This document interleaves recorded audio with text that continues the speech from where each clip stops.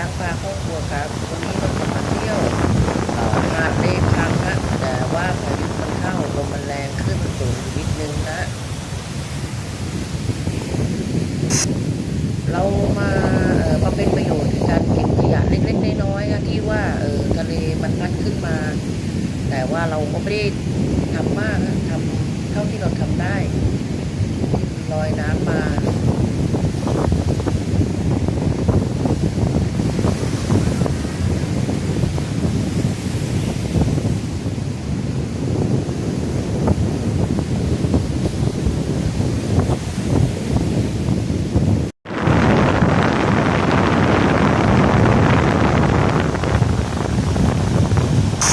หาดเลพัง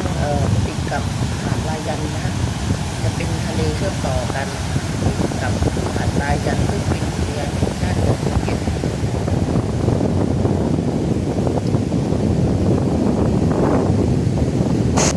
แรงมาก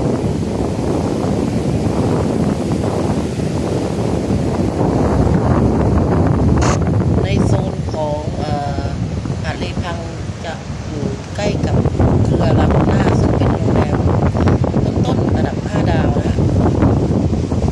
ขอกดไลค์กดแชร์ด้วยนะคะ